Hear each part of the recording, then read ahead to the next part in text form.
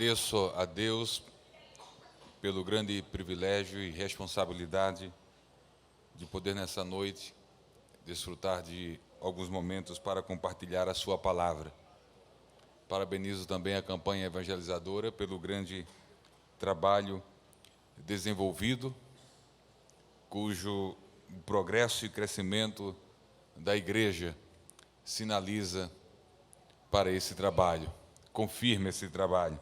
Quero aproveitar a oportunidade e continuar a agradecer aos irmãos pelas orações, por meus filhos que estão ali em São Paulo, minha esposa também mais próximo, acompanhando principalmente o Paulo, mais novo, que já evolui muito no processo de recuperação da lesão que sofreu no ombro, já recuperou todos os movimentos do braço, e agora praticamente o trabalho fisioterapêutico se limita a exercícios de recuperação de força. O Álvaro Germano, se Deus quiser, na próxima sexta-feira, estaremos ali em Guaratinguetá, participando do curso, da cerimônia de formatura do seu curso de sargento. Ele estará servindo ali na unidade da aeronáutica em São José dos Campos, dentro do Instituto de Tecnologia. O Senhor é bom, a sua misericórdia dura para todos sempre. Queridos, Evangelho de Lucas, capítulo 5º, texto onde se encontra o versículo que foi escolhido este ano para este aniversário, parabenizando também para a glória de Deus o trabalho do companheiro pastor Gonçalves. Tudo é para a glória de Deus. Nos alegramos pela possibilidade de poder servi-lo, mas tudo que nós realizamos é para a glória de Deus. Lucas capítulo 5, a partir do verso 1, gostaria de fazer a leitura mais ampla do texto. Procurarei ser objetivo na explanação. Temos ainda parte da programação a ser apresentada nessa noite. Mas diz a Bíblia, Lucas 5, verso 1, e aconteceu que, apertando a multidão para ouvir a palavra de Deus, estava ele junto ao lago de Genezaré. E viu estar 2 barcos junto à praia do lago, e os pescadores, havendo descido deles, estavam lavando as redes. E, entretanto, num dos barcos, que era o de Simão, pediu-lhe que o afastasse um pouco da terra, e, assentando-se, ensinava do barco a multidão. E, quando acabou de falar, disse a Simão: faze-te ao mar alto e lançai as vossas redes para pescar. E respondendo Simão, disse-lhe: Mestre, havendo trabalhado toda a noite, nada apanhamos, mas, porque mandas, ou como em outras versões, sobre tua palavra, lançarei a rede. E fazendo assim, colheram uma grande quantidade de peixes, e rompia-se-lhes a rede, e fizeram sinal aos companheiros que estavam no barco, para que os fossem ajudar. E foram, e encheram ambos os barcos, de maneira tal que quase iam a pique. E, vendo isso, Simão Pedro prostrou-se aos pés de Jesus, dizendo: Senhor, ausenta-te de mim, porque sou um homem pecador. Pois que o espanto se apoderara dele e de todos os que com ele estavam, por causa da pesca que haviam feito. E, de igual modo, também de Tiago e João, filhos de Zebedeu, que eram companheiros de Simão. E disse Jesus a Simão: não temas, de agora em diante serás pescador de homens. E, levando os barcos para a terra, deixaram tudo e o seguiram. Glória a Deus. Queridos, nos chama a atenção algumas questões, algumas coisas nesse relato, nessa narrativa de Lucas. O versículo 1 do capítulo 5 se inicia nos informando que uma grande multidão apertava a Jesus para ouvir a palavra de Deus. É importante lembrar que a palavra de Deus, nos lábios de Jesus, foi proclamada integralmente. Não houve uma única verdade necessária de ser ouvida de ser conhecida, que Jesus não a proclamou. Diferente dos dias atuais, onde para ajuntar multidões, alguns grupos selecionam textos e mensagens que atraem e agradam as pessoas, e apenas fazem isso. Jesus não procurou transmitir uma mensagem apenas para satisfazer os seus ouvintes, agradando-os, falando aquilo que gostariam de ouvir. Jesus sempre falou o que os seus ouvintes precisavam ouvir, de maneira que na fala de Jesus, na pregação de Jesus, nos ensinos de Jesus, na transmissão dessa palavra de Deus que Jesus fazia, Jesus falava de coisas como conforto. Ele falou para a viúva de Naim: não chores. Jesus falava a palavra de Deus, lançando palavras de acolhimento: vinde a mim todos vós que estáis cansados e sobrecarregados, e eu vos aliviarei. Jesus lançou palavras de perdão: vá em paz e não peques mais, falou ele para a mulher adúltera. Jesus lançou palavras de esperança: não se turbe o vosso coração, crede em Deus, crede também em mim. Na casa do meu pai há muitas moradas, se não fosse assim eu não vos teria dito: irei, vou preparar lugar, depois volto para vocês, para vos levar para onde eu também estiver. Jesus lançou palavras de reconciliação, lançou palavras de salvação, mas Jesus também, nessa ministração da palavra de Deus, falou da necessidade do arrependimento, da necessidade do homem reconhecer a condição de pecador. Jesus falou do juízo de Deus. Jesus falou do perigo do homem passar a eternidade no inferno, de forma que o discurso e a palavra de Deus nos lábios e no ministério de Jesus foi pleno. Ele falava o que as pessoas precisavam ouvir, e a sua palavra, por vezes dura que parecia ser, mas eram palavras que iam de encontro à necessidade das pessoas. Por isso, mesmo com essa verdade falada por Jesus, a multidão juntava-se para o seguir. No momento, quando Jesus percebeu que as multidões começavam a segui-lo, por causa dos milagres, por causa do pão que ele multiplicou, Jesus censurou as multidões. Jesus pronunciou naquele momento um duro discurso, alertando as pessoas de que não deveriam segui-lo em busca desses bens materiais, dessas coisas que aqui agora se dissolvem, se acabam. O discurso foi tão duro que muitas pessoas se afastaram, foram embora. Ficaram alguns poucos, e dentre esses poucos ficaram os seus discípulos mais chegados, que se transformariam em apóstolos dele. E para esses Jesus perguntou: e vocês também não querem ir? E eles responderam. Pedro, tomando a voz, disse: para quem iremos nós, se tu tens as palavras de vida eterna? Jesus falava a palavra de Deus. Diz o verso 2, que viu estar 2 barcos junto à praia do lago, e os pescadores, havendo descido deles, estavam lavando as redes, e, entrando num dos barcos, que era o de Simão, pediu-lhe que o afastasse um pouco da terra, e assentando-se, ensinava do barco a multidão. Isso também nos chama a atenção, porque mesmo em toda condição de desconforto, a multidão não se dissipava, fazia questão de estar ali para ouvir a palavra de Deus. Não havia templos climatizados, não havia poltronas, não havia esse conforto do qual nós desfrutamos hoje.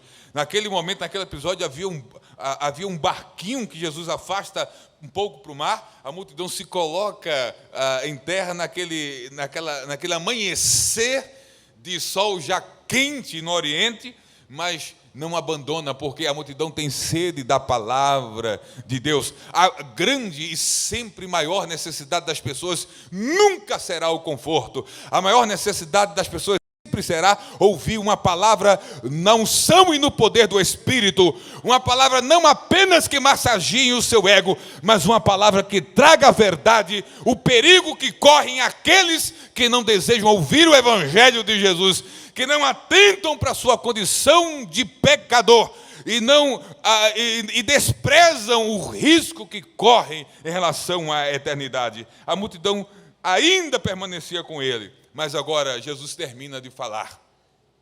Porque Jesus não apenas falou, Jesus não foi apenas um homem de discurso, Jesus foi um homem de atos, de ações. Ele não apenas dizia coisas boas para as pessoas, ele fazia coisas boas pelas pessoas.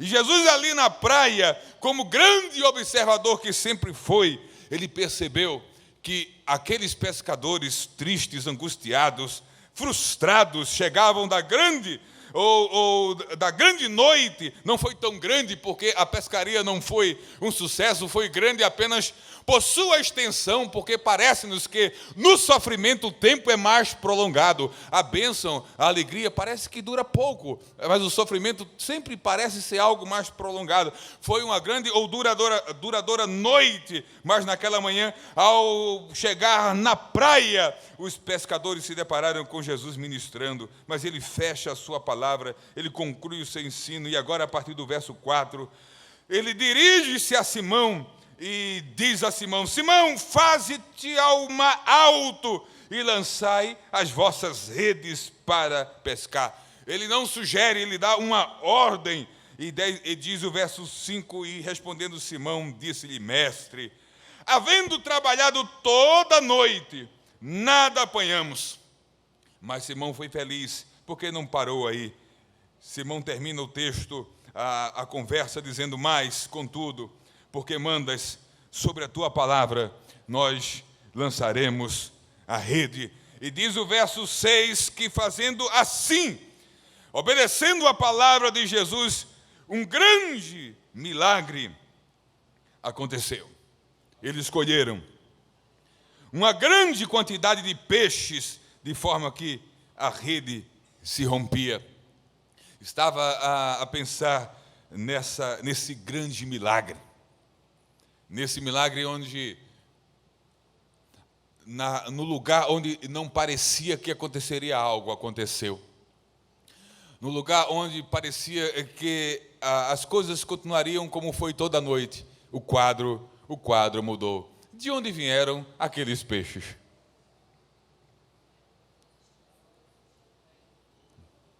Como vieram?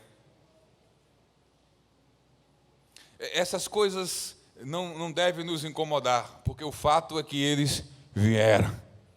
Eu estava a pensar que não há nada impossível, a lembrar de que não há nada de impossível para Deus. Não há nada de impossível para Jesus. Aquele que ordena com a sua palavra, lança a rede ao alto mar. É o mesmo que em essência tem poder e tem controle sobre a sua criação. Jesus é coautor de toda a criação. Toda a criatura obedece à sua voz.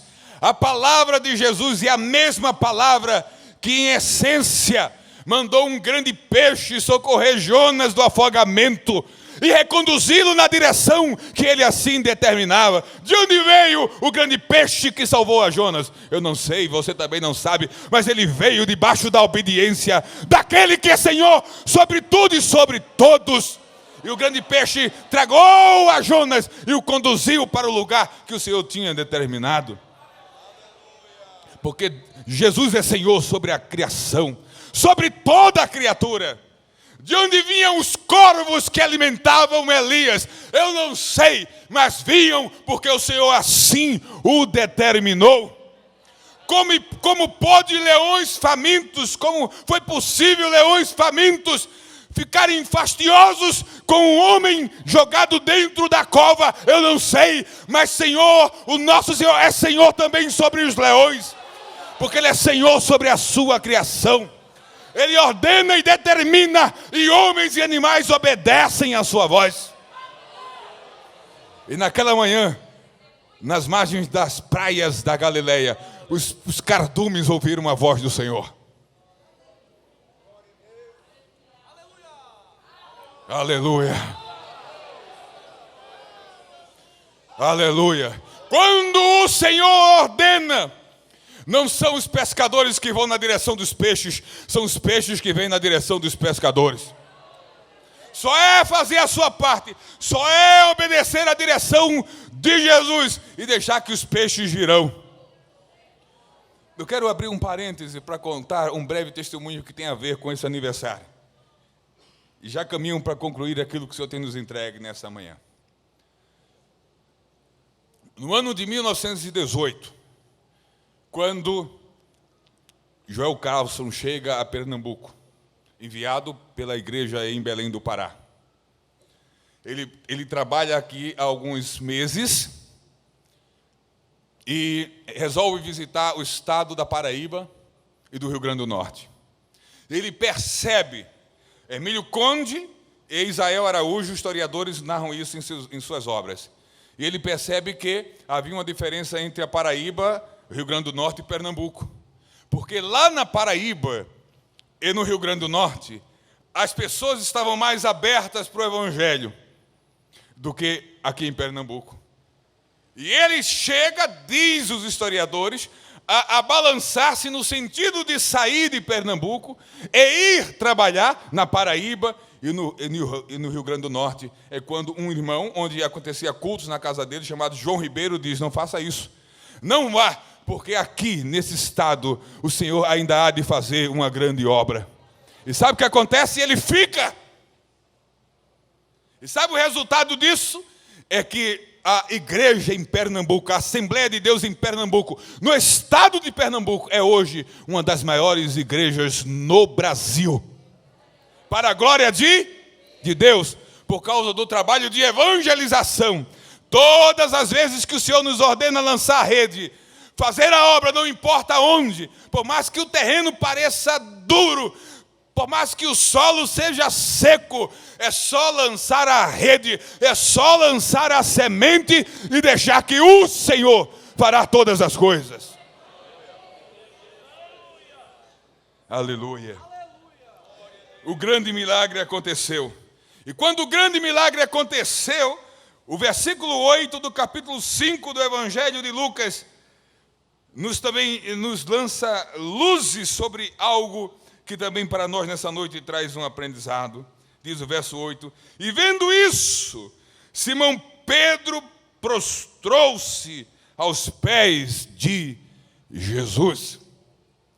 Nós encontramos nessa postura, nós encontramos nessa atitude de Pedro um grande exemplo, um referencial, um modelo da nossa atitude em relação a milagres. Milagres, o nome já diz tudo, são fenômenos inexplicáveis. São intervenções divinas que interrompem o curso da natureza. O milagre faz o que a natureza e os homens não conseguem fazer. É pura ação de Deus, aqui agora na história.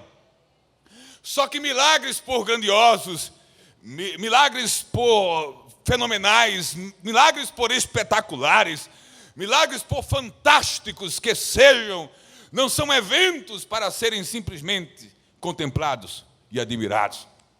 Há pessoas que vêm para reuniões evangélicas e cristãs só para contemplar milagre, só para ver milagre, só para se admirar com o milagre, inclusive vem até para buscar milagre. Mas Pedro nos ensina que milagres existem acima de tudo para nos lançar de joelhos nos pés daquele que faz o milagre. O milagre deve nos lançar com o rosto no chão. O milagre deve apontar para nós e mostrar quem de fato nós somos diante daquele que tudo é. Milagre não é para ser contemplado. Milagre é para ser objeto de espanto, de temor, que deve nos lançar aos pés daquele que faz o milagre. Pedro se prostra aos pés de Jesus e em seguida faz uma confissão: Senhor, ausenta-te de mim, porque sou um homem pecador. Milagre deve promover em nós uma tomada de consciência do que somos. Do que somos. Do que somos. Ausenta-te de mim, porque sou um homem pecador. O que é que você acha e entende que é? Você que está aqui nessa noite, como você se percebe diante de Deus? Qual a tua real condição? Você, eu, nós somos diante de Deus pecadores. Homens pecadores que diante da grandeza e do poder dele devemos cair humildemente prostrado de joelhos. Não há promessa, não há um bom futuro, não há uma esperança gloriosa para aqueles que permanecem irredutíveis em seu orgulho. Só há futuro e esperança para quem se prostra, para quem desce, para quem se ajoelha, para quem se humilha na presença de Jesus. Sou um homem pecador, pois que o espanto se apoderara dele e de todos os que com ele estavam por causa da pesca que haviam feito.